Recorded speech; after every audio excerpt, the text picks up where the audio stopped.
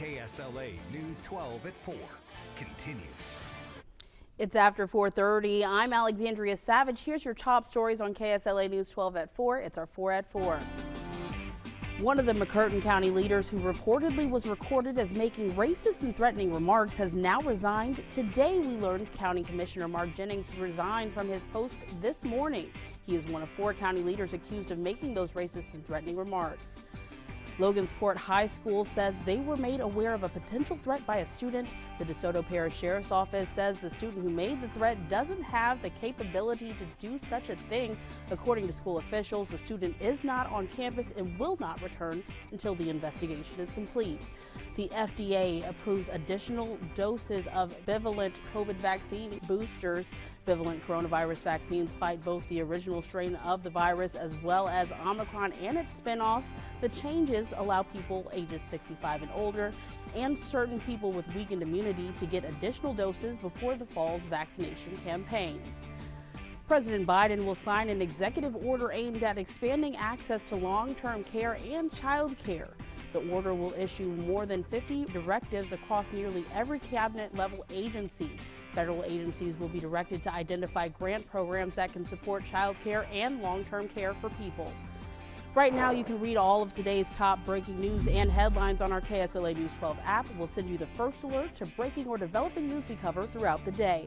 New tonight, research shows an increase in gun-related deaths amongst juveniles across the United States. In fact, gun deaths among American children have risen 50% in the last 2 years. Tonight, KSLA News 12's Tamer Knight talked to Shreveport police about the rash of violent crime and the number of children killed in Shreveport just this year. A day after one of the deadliest school shootings in U.S. history, people everywhere are asking why it happened again and what can be done to stop the carnage. Aaron Jones has the latest from Uvalde, Texas. We begin this afternoon with breaking news. What started out as a call about fire ends with the discovery of 2 bodies inside a Bossier City apartment complex.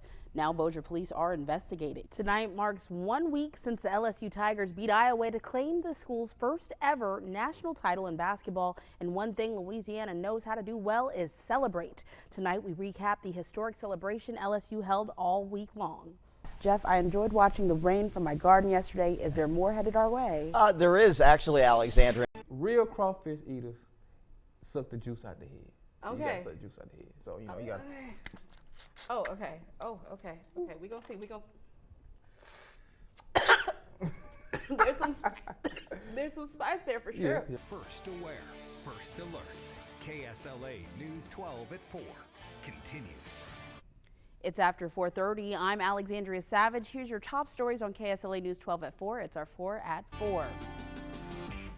Weather is our main story today. Here's a look at Oklahoma City earlier. Our first alert weather team is tracking wind and rain in the Arklatex and sending you up-to-the-minute updates on air and online. LSU Health Shreveport has a new chancellor, David Guzik. He began his new position earlier this month. He says he's excited about his new role. Guzik is a doctor and member of the National Academy of Medicine. A Shreveport organization wants to reach out to the youth before another act of violence. Terrence Wynn is the founder of PIPE, an organization that stands for Priorities, Intention, Practical Exchanges. He's hosting the prayer vigil on Thursday at 4 o'clock at the Quick Pack Grocery, formerly Tumanella's, on the corner of David Raines and MLK Drive. Also on Thursday, there will be another prayer vigil, this one hosted by the Shreveport Police Chaplains. The vigil will be held in North Market Street at 4:30.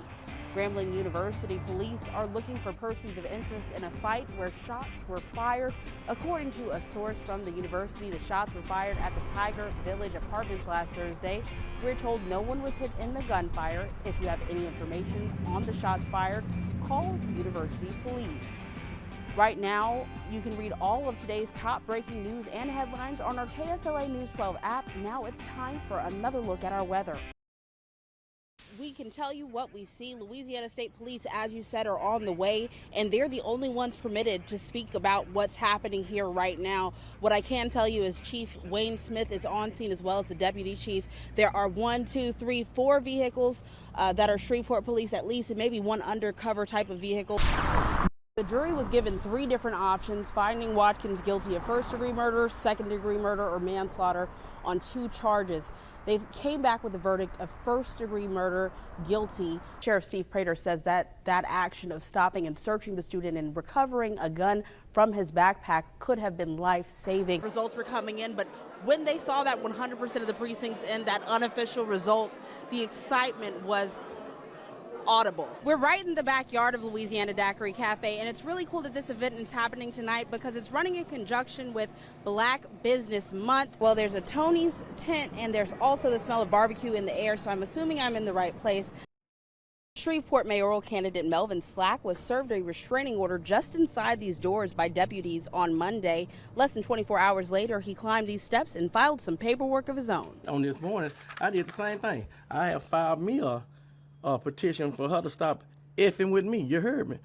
A temporary restraining order a woman filed with Caddo Parish courts alleges that Slack threatened her. On August 6th, we went to a lunch date just to talk about my and I wound up paying for a meal that I wasn't even supposed to pay for. The restraining order continued, alleging that Slack put her in a chokehold earlier this month, a claim which he denied. She filed that August the 22nd. It takes 16 days to tell people that I don't put you in a chokehold. Come on, be for real. Slack says he and the woman contacted each other very rarely, but the protection petition states he called the woman more than 60 times. This is basically a disgruntled young lady that's mad because I didn't allow her to be a. The two will have their day in Caddo Parish Court to address the allegations. Won't ever contact her again. Please, I hope she don't contact me. He also says, for now, the plans to continue his campaign. As of right now, yes. You still running? As of right now, I hadn't made a final decision, but as of right now, yes. Now, we did some digging while we were here at the courthouse, and we discovered that Slack has 3 protection orders previously filed against him. At this time, all have been dismissed. In Shreveport, Alexandria Savage, KSLA News 12. A case of self-defense. I knew he was fearing for his life, so he would never pull a gun if he was not.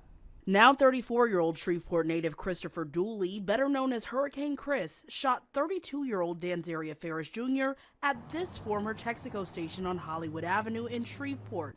I was really, like I said, disappointed. I was somewhat mad, but not angry, you know, because to me, I felt like justice was not served. Mother of the deceased Ferris says she and her family are trying to move forward following the not guilty verdict.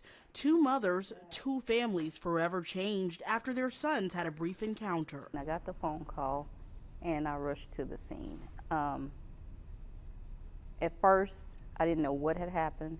My son was in the back of a police car. The men stood face to face for less than 2 minutes, that interaction resulting in Ferris being killed.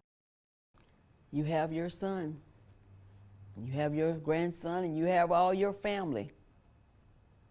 But I always remember, I'm still missing my son. He can't come back. I can't see him anymore, but you can see yours. June 19th of 2020, both arrived at the Texaco minutes apart. Ferris approached a vehicle that had been driven by Dooley and opened the Mercedes S-Class door. That car, the state argued, was owned by Dooley's ex-girlfriend. Dooley then approached Ferris and drew his weapon. Dooley is off camera in this frame of the video, but has his weapon drawn and aimed at Ferris. One state's witness spoke about seeing the 2 men and Dooley looking scared and says he told the clerk there might be a problem outside. Following his purchase, the witness says he returned to his vehicle, and after hearing gunshots, he left the Texaco, he says, trying to put the incident out of his mind. 2023 is the first time authorities reached out to that witness for a statement. Nearly 2 minutes after Dooley and Ferris encountered each other, Dooley fired the weapon, hitting Ferris 6 times, leaving him to bleed out on the ground.